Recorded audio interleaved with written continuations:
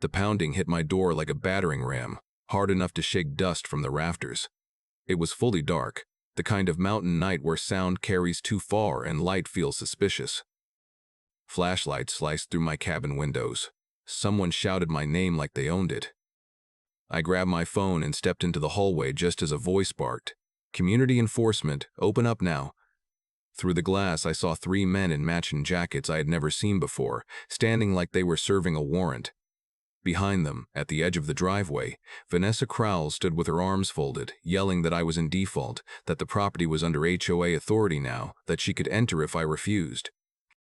My grandfather built this cabin decades before her subdivision existed, and hearing her claim it made my blood boil. One of the men reached for my door handle. Then engines roared up the road. Loud, layered, unmistakable.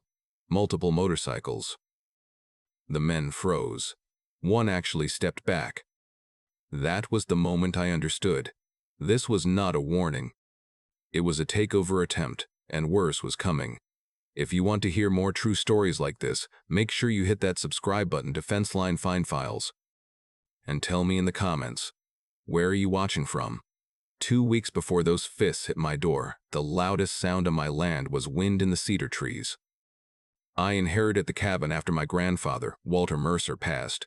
He built it himself in the early 1960s. Hand-cut beams, iron stove, wide porch facing the tree line. The place sat on roughly 2.5 acres, wrapped in pines and old fencing, with a narrow gravel drive and a creek that ran strongest in spring. When the lawyer handed me the keys, he called it modest. To me, it felt like oxygen. I had been burned out from city contracts and noise and neighbors stacked wall to wall. Out here, morning started with fog lifting off the ground and the smell of damp wood. No traffic, no sirens, just space. I told myself I was not moving to escape. I was moving to reset. The first hint that reset would not come easily sat just beyond my south fence line, Brook Hollow Ridge. Perfectly spaced houses, same 3 paint colors, same trimmed lawns, same mailbox design like cloned soldiers along curved asphalt roads. The subdivision had gone up less than a decade ago on what used to be open field. My grandfather's parcel was older than all of it, a stubborn square of history pressed against planned symmetry. I noticed their entrance sign had polished stone and a slogan about standards and shared values. I should have taken that as a warning. 3 days after I moved in, a white SUV rolled slowly up my gravel drive without calling first. A woman stepped out in a pressed blazer and walking shoes too clean for real ground. She smiled like someone practicing friendliness for effect. "Daniel Mercer," she said, before I introduced myself. "Welcome. I'm Vanessa Crowell, board leader for Brook Hollow Ridge. Not president. Not chair. Board leader." It sounded chosen. She handed me a welcome packet already clipped and tabbed. Inside were printed rules, architectural standards, landscaping ratios, and fee schedules.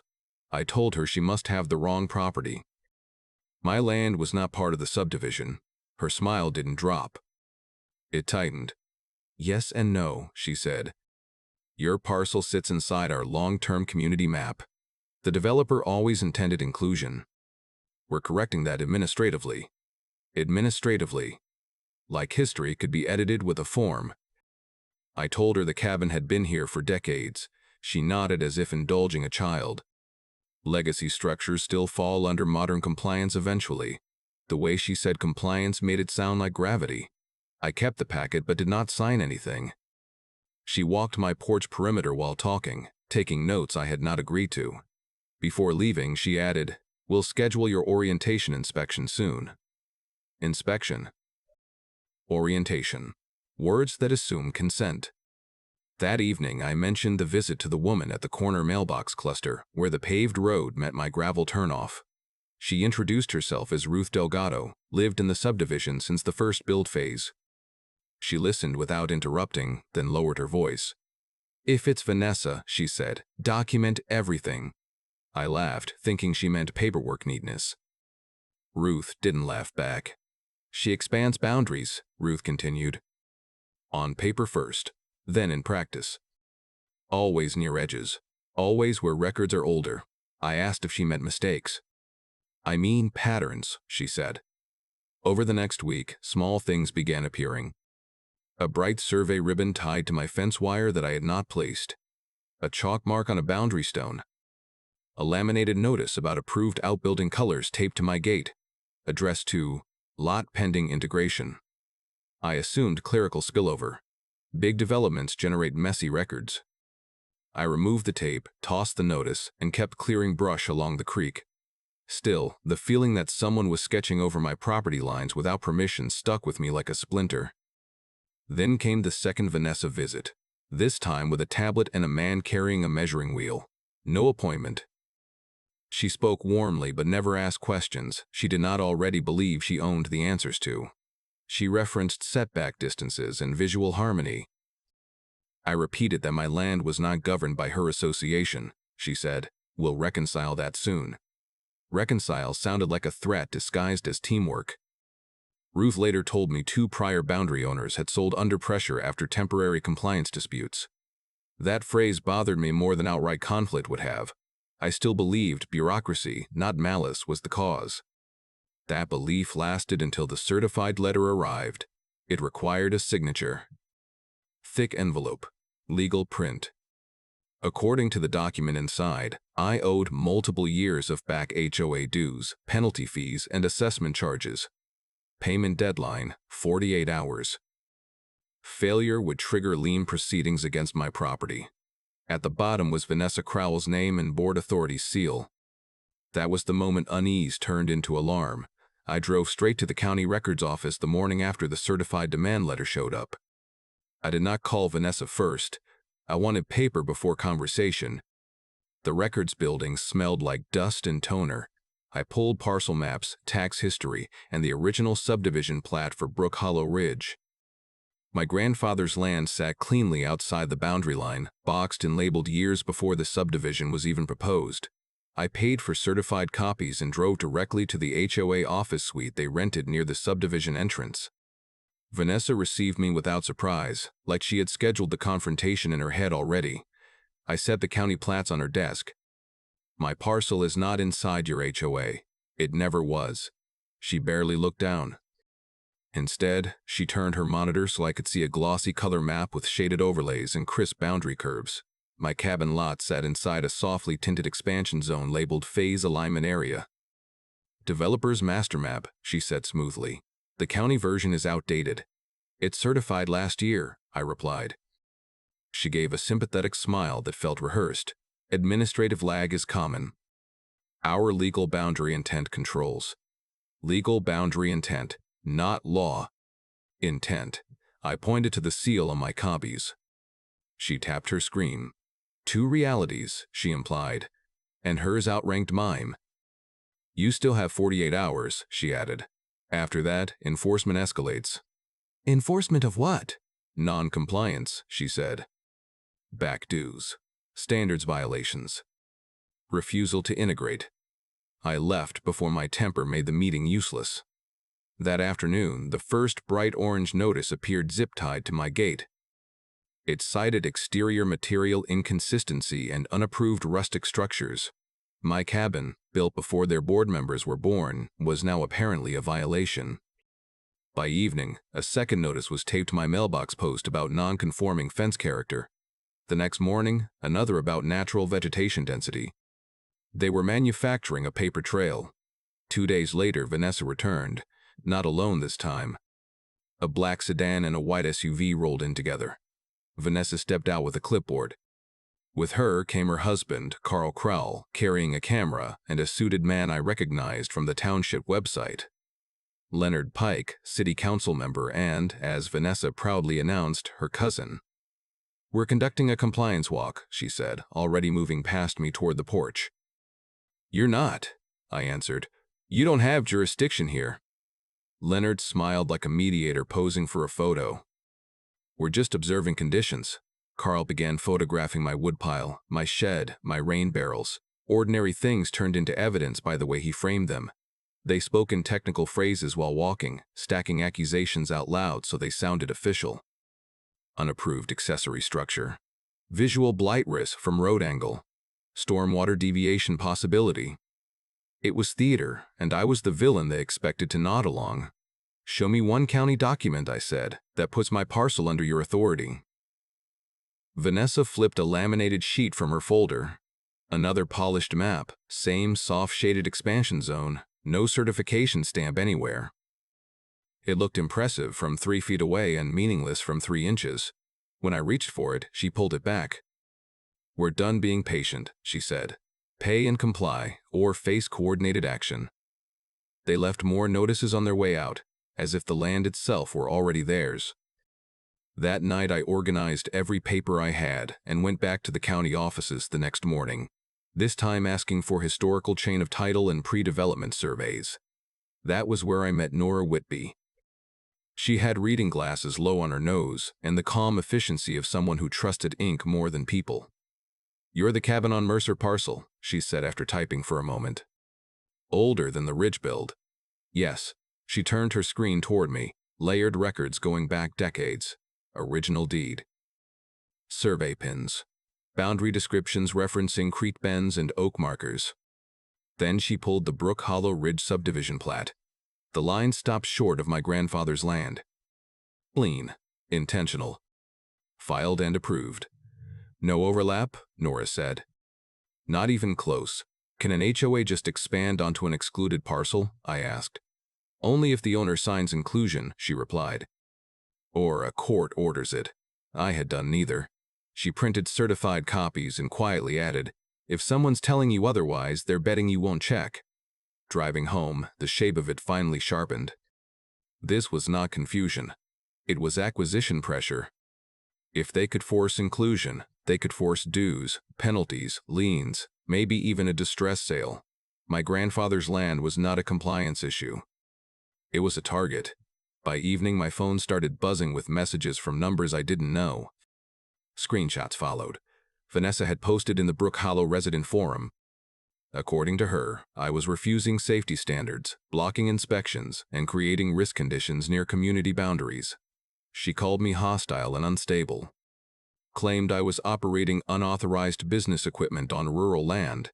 People I had never met were debating my character like a zoning topic. Ruth messaged privately, "Do not reply there. Document only."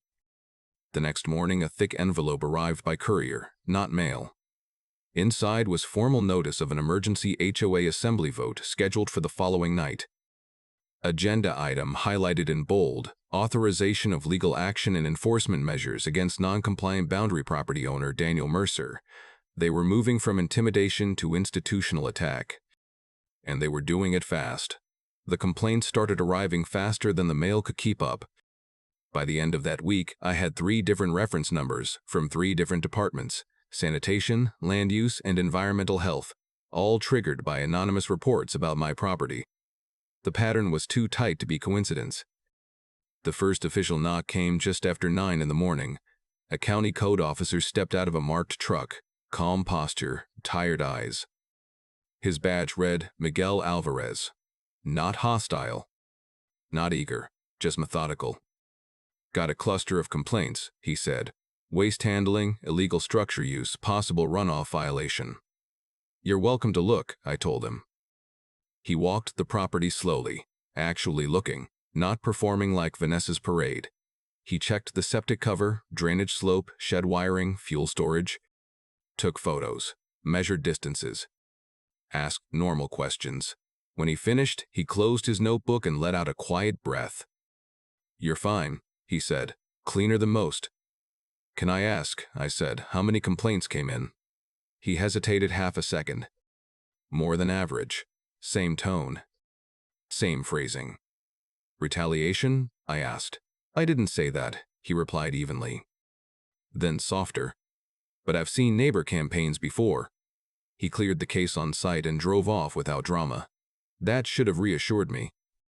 Instead, it confirmed this was organized. 2 nights later, someone rattled my back fence at 1:30 in the morning. I was awake already. Sleep had become shallow and unreliable, and I caught the metallic vibration through the wall. By the time I reached the window, the motion stopped. No voices, no footsteps, just still trees and a moonlit fence line. That was the night I ordered cameras. I mounted 4 driveway, porch, rear fence, and tree-line angle, all with infrared and cloud backup. I told myself it was precaution, not fear. The truth was simpler. I no longer trusted the quiet. Sheriff's Deputy Cole Ramirez came by after I filed a harassment report tied to the false complaints and late-night disturbance.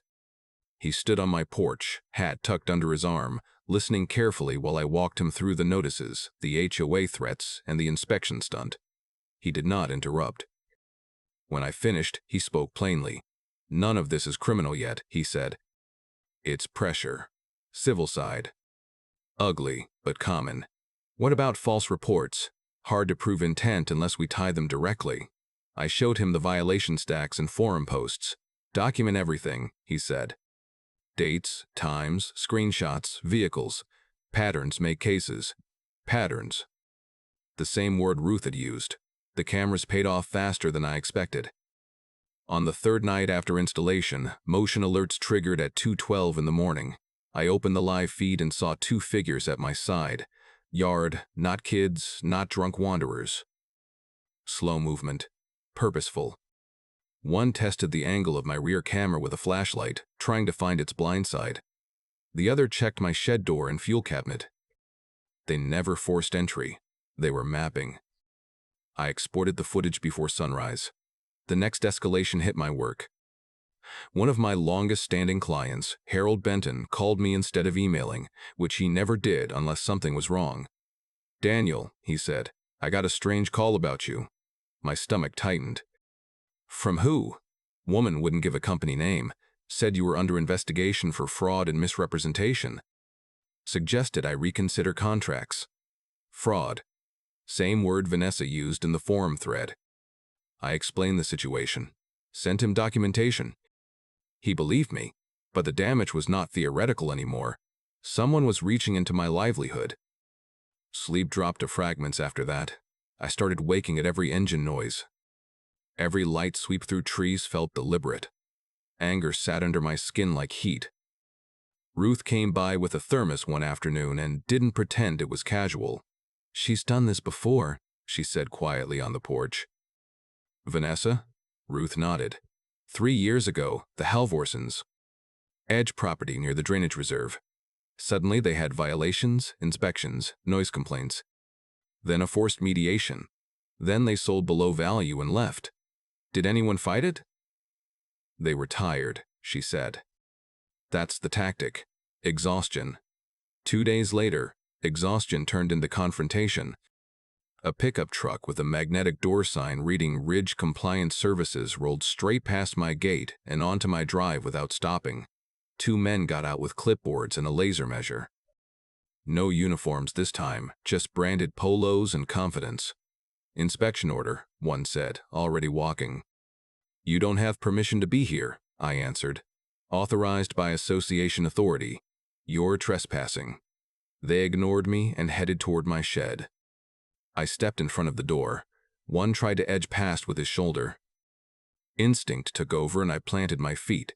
For a half second it almost turned physical, his momentum versus my stance, until he realized I was not going to yield without a scene.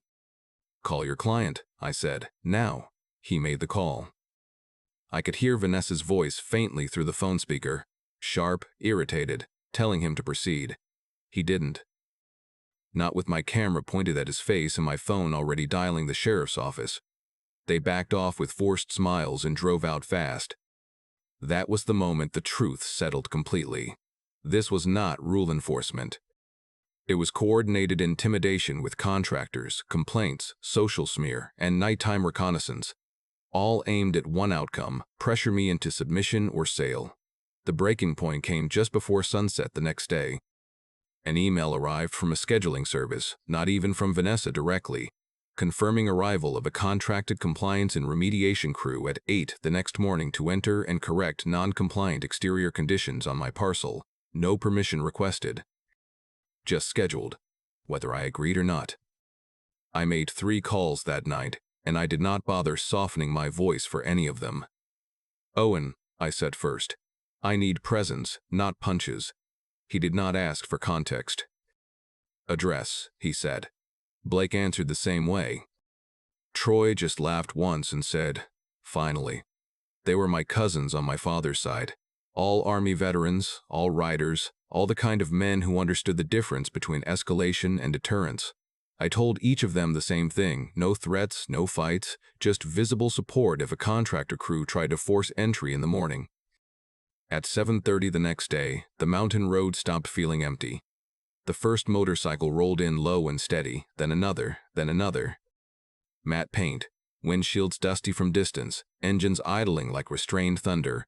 Owen parked nearest the gate, killed the engine, and gave me a short nod. Blake and Troy spread out without blocking anything, just present, unmistakable, calm. They did not posture. They did not prowl. They leaned on handlebars and drank coffee from a thermos like men waiting for a parade that might not show. The contractor crew never came. Instead, I got 2 cancellation notices and 1 angry voicemail from a number I recognized as Vanessa's office line. She called it interference and intimidation. I saved it. With the immediate pressure paused, I finally had room to think instead of react. I took every document I had, plats, surveys, notices, screenshots, and went back to the county GIS portal, this time digging deeper than parcel lines. I turned on overlays most people never use: easements, drainage corridors, utility access bands, and public right-of-use strips. That was when something strange caught my eye behind Brook Hollow Ridge's premium lots, including Vanessa Crowell's. A shaded band cut across the rear section of her property and 2 adjacent ones. Not decorative, not optional, marked as protected public access and drainage easement. With significant. Restrictions, strict. Structures, prohibited. I zoomed in. Her expanded deck sat directly inside it. So did the far edge of her pool extension. And the gazebo she featured in the subdivision newsletter last spring, the one she called a community leadership reception space, was planted squarely in the middle of restricted ground. I checked the date layers. The easement predated her build permit by years. I printed the overlays, then drove to county records again and asked for the enforcement code tied to that easement class. The clerk at the counter whistled when she saw the violation scale. "Daily fines," she said. "Not symbolic ones either." "How daily?" "Per day, per structure," she replied. "Adds up fast." Suddenly, Vanessa's behavior stopped looking like power hunger and started looking like financial panic. If enforcement hit, she would be buried under penalties and forced removal orders. She did not need my dues for compliance. She needed new revenue streams and leverage. Expanding the HOA boundary onto my land would create both. Pressure me in. Bill me hard. Patch her exposure. Back at the cabin, Owen helped me line up timelines on a whiteboard while Blake reviewed camera logs. Troy handled coffee and sarcasm. The mood was steady, focused. For the first time since the notices began, I did not feel cornered. I felt analytical. That was when another thread surfaced. Blake flagged a sedan that had appeared near my road turnout 3 times across 4 days, always parked just outside camera range. Same plate. Same driver build. I ran the number through a public records lookup service tied to licensed investigators. Registered to a private investigation firm in the next county. I searched procurement disclosures tied to the HOA corporate filing. There it was, a line item under security and compliance verification services. The firm name matched. They were not just harassing me. They were paying to watch me, using HOA money. I took screenshots of everything and built a digital folder with mirrored backups. Then I made the call Ruth had suggested earlier, but I had delayed. A property rights attorney with a reputation for not folding under HOA pressure. Claire Holloway answered her own phone. I gave her the compressed version. Fake inclusion claim, staged inspections, harassment pattern, false complaints, contractor trespass attempt, surveillance, and now the easement encroachment discovery. She did not interrupt once. When I finished, she said, "You're not in a dispute. You're in a coercion pattern." "That's how it feels," I said. "Good," she replied. "Because courts recognize patterns." I emailed her the documents while we spoke. She reviewed faster than I expected. "The HOA has zero authority over your parcel based on certified plats," she said. Their inclusion claim is fiction unless you signed, which you did not. No. Next, she continued, the harassment and false reporting build a retaliation profile. Very useful legally. But the turning point is this easement encroachment. That is leverage. What do you recommend? 2 tracks, she said. First, file a quiet title action. That permanently kills their boundary claim. Second, coordinate a timed evidence release, not random. Structured, preferably in a public or recorded setting where denial is difficult. The emergency HOA meeting, I said. Exactly, she answered. Do not argue emotionally there. Present certified facts. I looked out at the 3 motorcycles lined along my drive, sunlight hitting chrome and dust. For days I had been bracing against impact. Now, for the first time, I was planning trajectory. Claire, I asked, what happens if their board leader filed knowingly false federal complaints too? Her tone cooled a degree. Then she made a very expensive mistake. After the call, I stood on the porch and let the realization settle fully. This was no longer about surviving their pressure.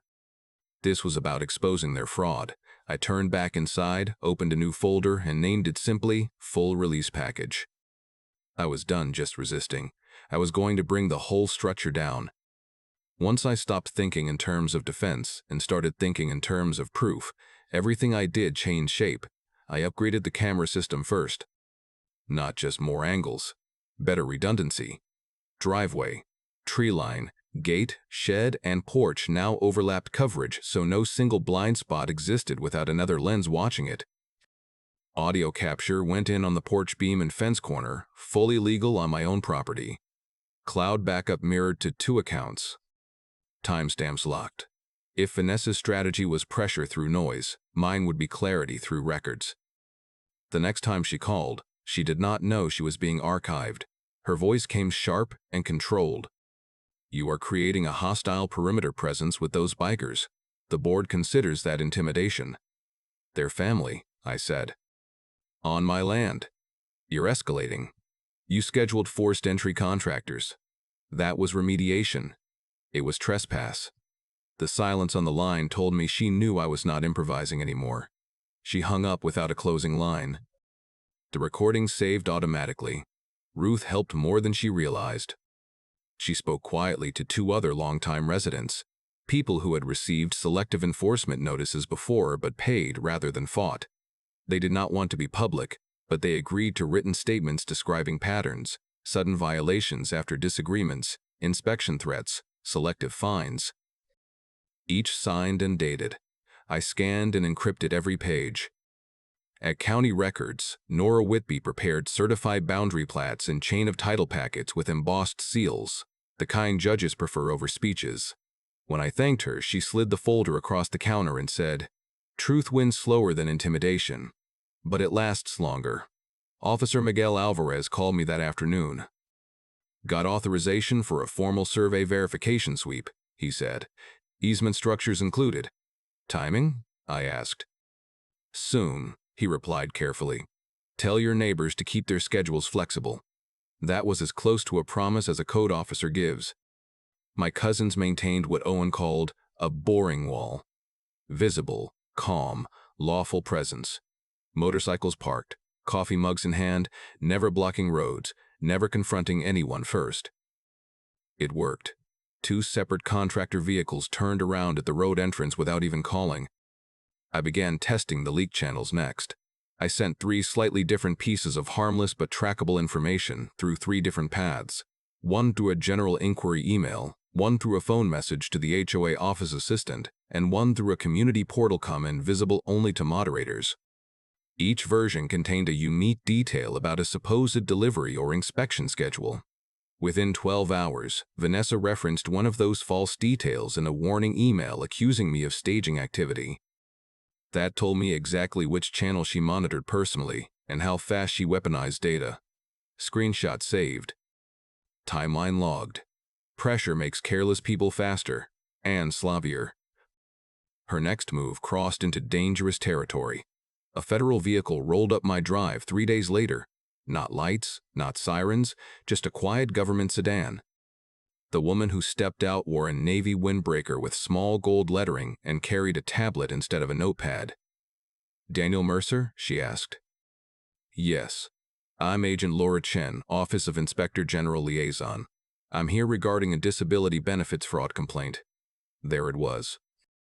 The escalation Claire had warned about. I did not argue. I invited her inside, gave her every medical record, service document, and evaluation file I had, already organized because of earlier smear attempts. She reviewed efficiently, asked precise questions, and compared dates against filings. After 40 minutes, she set the tablet down. "This complaint is baseless," she said, "and unusually detailed for someone without inside access." "Retaliation?" I asked carefully. She met my eyes. "Pattern suggests it." I showed her the harassment folder: notices, recordings, inspection theater, surveillance proof, easement discovery, contractor trespass attempt. She photographed key items directly into her case file. "False federal reports carry felony exposure," she said, "especially when tied to coercion." The stakes had just jumped from civil conflict to criminal consequence. That night I met with Claire Holloway over video call. We built what she called the reveal package. Not a rant, not a speech, a sequence. Certified plats first, boundary exclusion second, harassment timeline third, easement encroachment overlays fourth, financial motive inference fifth, surveillance misuse sixth, federal false report confirmation last. "Order matters," Claire said. "Facts stack weight. Emotion is optional." We prepared both digital and printed versions, each cross-indexed. If one failed, the other stood. Vanessa responded to pressure exactly as predicted, by going louder. She blasted the community board with a notice labeling me a safety threat and announcing a mandatory public HOA emergency meeting to address boundary risk and hostile conduct. She attached edited camera stills of my cousin's motorcycles as if chrome were a weapon. Then the official notice arrived. Mandatory attendance requested.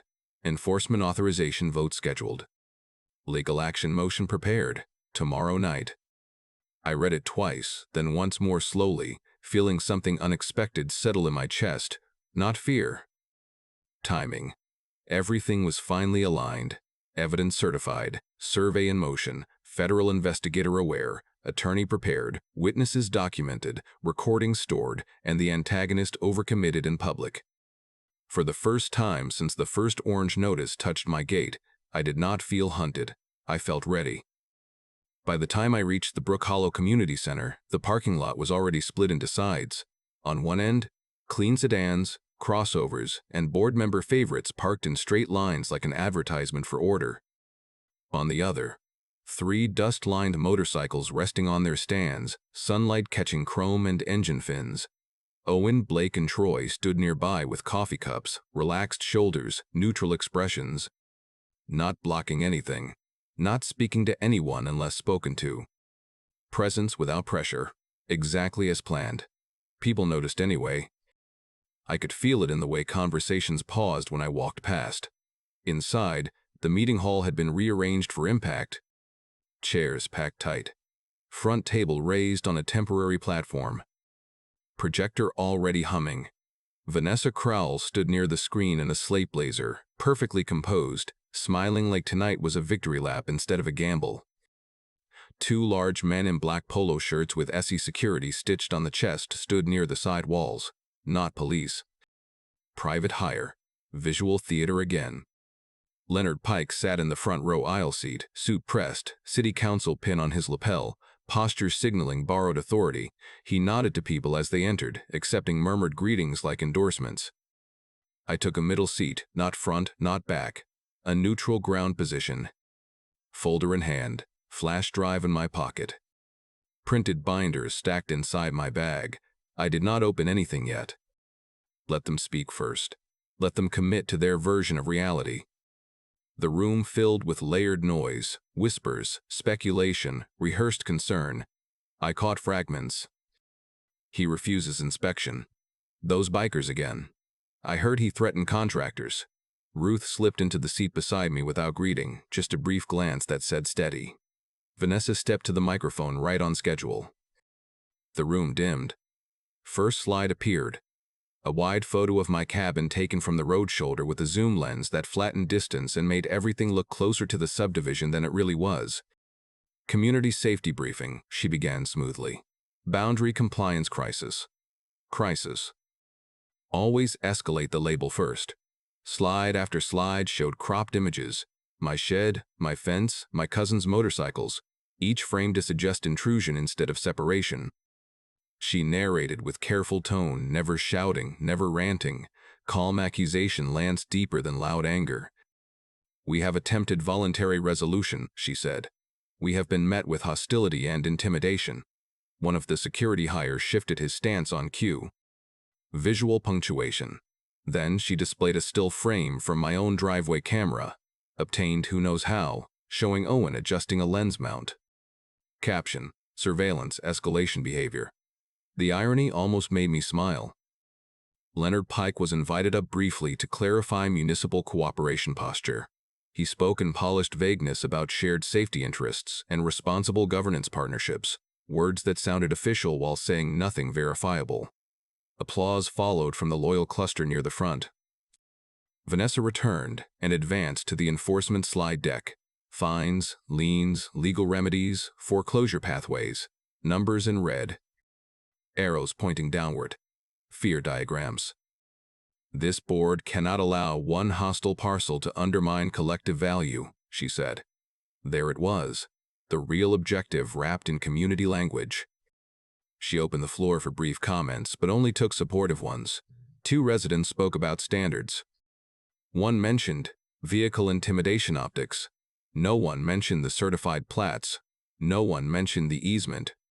Because she had controlled the narrative order, the vote motion document appeared on screen. Authorization for immediate legal enforcement action against my parcel, including lien filing and accelerated court petition. Vanessa held the remote like a conductor's baton. We vote tonight, she said. We act tonight? I checked my phone once under the table. Message from Officer Alvarez. Survey team stage 2 minutes away. Message from Claire. Proceed when ready. Sequence matters. Message from Agent Chen. In area. Every piece was in position. Vanessa called for final discussion before vote. She looked directly at me for the first time all evening. A small, victorious smile. The look of someone certain momentum equals truth. Mr. Mercer, she said into the microphone, you may speak briefly if you wish. Briefly. Contained. Managed. I stood slowly, not rushing, not hesitating. The room turned in a wave. Heads, shoulders, attention. My pulse was steady in a way that surprised me. Not calm exactly. Focused. I'd like projector access, I said. A ripple moved through the crowd, confusion first, then irritation from the board table. Vanessa's smile thinned. This is not a share presentation forum, she replied. It concerns the boundary claim, I said evenly. Certified records. That word, certified, changed the air pressure just enough. People glanced at each other. Doubt is contagious when named precisely. Leonard Pike leaned toward Vanessa and whispered. She hesitated half a second too long. Refusing would look like fear. Allowing would look like confidence. She chose confidence. 2 minutes, she said. No theatrics. I walked to the front, connected the drive, and watched her slide deck disappear. My first screen. County certified plat map with embossed seal visible even on projection. A few people leaned forward immediately. I turned back toward the room and took one breath. This was the moment I had been building toward since the first fake notice. The certified county plat filled the screen, clean lines, parcel numbers, seals, signatures. No shading tricks. No soft expansion zones. Just law. This, I said, is the recorded subdivision boundary for Brook Hollow Ridge, filed, approved, and unchanged. My parcel sits outside it. You could hear the shift, not loud but physical, chairs adjusting, people leaning forward, whispers turning into murmurs. Vanessa stayed seated but her jaw tightened.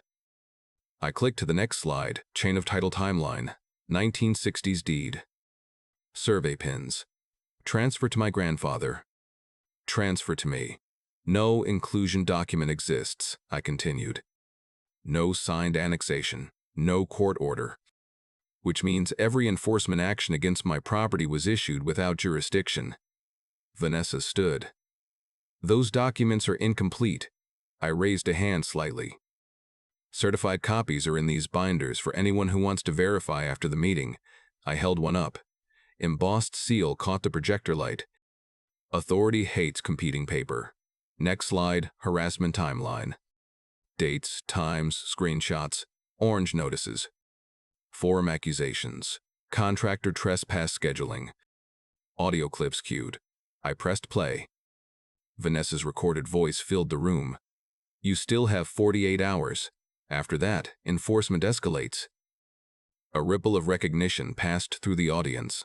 That tone, stripped of podium polish, sounded different.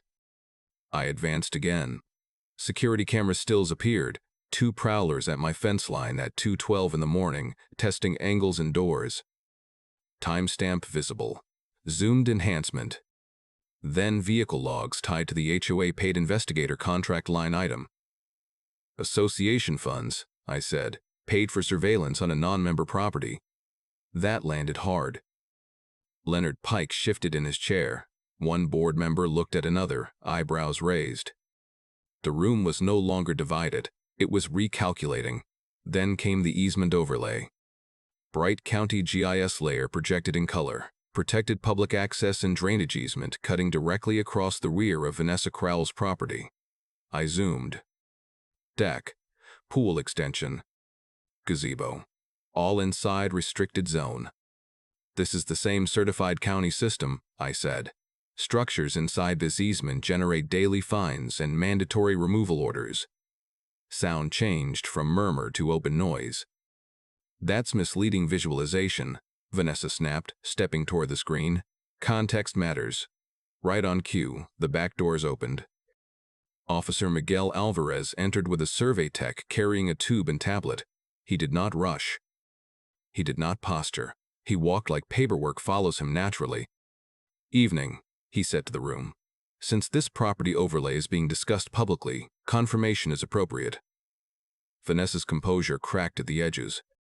This is not on the agenda. It is now, Alvarez replied calmly.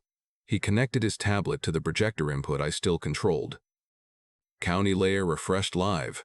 Same easement. Same violations. He rotated the model slightly. Impossible to spin away. Preliminary verification complete this afternoon, he said. Encroachment confirmed. Notices pending. Someone in the crowd actually gasped. I did not speak. I let the silence and the facts do the work. Then I brought up the final sequence. Federal complaint record number and status note. Last escalation, I said quietly. A federal fraud complaint filed against me regarding veteran disability benefits. That stirred the room. Confusion, discomfort. Agent, I said, turning toward the aisle. Agent Laura Chen stood from the side row where she had entered unnoticed and walked forward, badge visible now. Complaint reviewed, she said evenly. Evidence shows it is false and retaliatory in nature. Investigation active. No drama, no threat. Just wait. Vanessa tried to recover control. This is harassment of the board, coordinated intimidation, weaponized bureaucracy. Enough, said a voice beside her. Carl Crowell, her husband, stood slowly. He looked exhausted, like a man who had been carrying someone else's storm too long. She knew, he said, not into the microphone but loud enough. About the boundary. About the easement. The expansion claim was never approved. Vanessa turned on him like a snapped wire. Sit down. He didn't. Those fines would have buried us, Carl continued. That's why she pushed inclusion and dues collection. The room turned fully then. Not split. Turned. Board members began whispering urgently among themselves. One reached for the printed motion packet and closed it instead of opening it. Deputy Cole Ramirez stepped forward from the back wall where he had been standing in plain clothes. He held up folded papers. Vanessa Crowell, he said, voice clear. You are being served regarding false reports, harassment coordination, and unlawful enforcement actions. Not handcuffs first, paper first. Procedure first. She laughed once, sharp, brittle. This is absurd. Ramirez didn't argue. He simply waited. When no one came to her defense, the laugh died halfway out. A board member stood and requested emergency procedural override. Another seconded. Motion entered. Immediate removal of board leader pending audit and legal review. Hands went up. Fast, decisive, public. The vote passed by overwhelming margin. Vanessa looked around the room like she expected her authority to reappear if she stared hard enough. It didn't. Ramirez stepped closer. She did not resist, not physically, but the collapse in posture was total. Control gone, narrative gone, costume gone. Through the front windows, I could see the motorcycle still lined calmly along the curb. My cousins hadn't moved. No shouting. No threats. Just stillness. Moral high ground made visible. Applause started somewhere in the middle rows, uncertain at first, then spreading. Not celebration exactly. Release. I unplugged the drive and gathered the binders. My hands were steady. The battle was won. The aftermath, I knew, was just beginning. 6 weeks after the meeting, the neighborhood felt like a different place. Same roads, same houses, completely different air. Brook Hollow Ridge no longer had an HOA board. The emergency audit uncovered enough financial misuse, unauthorized enforcement actions, and contract irregularities to trigger full dissolution. In its place, residents voted to form a voluntary neighborhood association. No fines, no forced compliance, no surprise inspections. Just shared services and optional dues.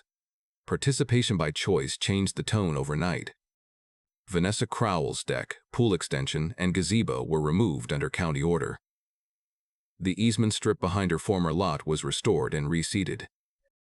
The county approved a small community use designation for part of it, and the residents, Ruth leading the effort, asked if they could name the picnic and garden space after my grandfather. I said yes before they finished the sentence. A simple wooden sign went up, Mercer Grove. Walter Mercer would have liked that. Useful. Unpretentious. Real. The quiet title action Claire Holloway filed moved faster than expected because of the certified records and the documented harassment pattern. The judge's ruling was blunt. My parcel was never subject to HOA authority, and the enforcement attempts were invalid. The order permanently barred any future inclusion claim without my written consent. Restitution followed. Legal fees, business interference damages, and penalty recovery tied to the false filings. The smear call stopped the same week the ruling posted publicly. 2 clients who had hesitated renewed contracts. One new client told me directly, "Anyone who stands that firm under pressure is someone I trust with critical systems." Integrity turned out to be better marketing than any ad campaign I could have bought. Ruth and I became real friends instead of just fence-line allies. Weekly coffee turned into shared project days, trail clearing, bench building, garden planning at Mercer Grove. She told me more about the families who had left under pressure before. We made a point of inviting newer residents into conversations so isolation would never be a weapon here again. My cousins drifted back to their normal lives, but not completely. Owen started a small advisory network for homeowners facing abusive associations, document templates, evidence checklists, escalation maps. Blake handled security camera consulting. Troy called it anti-bully logistics, and somehow made it sound fun. They still ride out once a month, engines rolling up my drive like a familiar drumbeat, but now it's for barbecue, not deterrence. The first open cookout at the cabin felt like a line drawn between chapters. Long tables, paper plates, kids running the tree line, neighbors who once avoided eye contact now arguing about grill technique and music playlists. No permits, no notices, no compliance forms taped to anything, just people using shared space like it was meant to be used. Near sunset, I stood at the porch rail with a cup of coffee and watched the light settle across the trees and the edge of the restored easement garden. The same land. Different story. What I learned was not complicated, just costly enough that people try to avoid it. Bullies depend on speed, noise, and isolation. Documentation slows them down. Community breaks their leverage. Calm truth. Properly recorded. Outlasts manufactured authority every time. I did not win because I was louder. I won because I kept records, built allies, and refused to surrender facts to intimidation. The cabin is quiet again. Not fragile quiet. Earned quiet. And it finally feels like home. If you want to hear more true stories like this, make sure you hit that subscribe button to Fenceline Fine Files. And tell me in the comments, where are you watching from?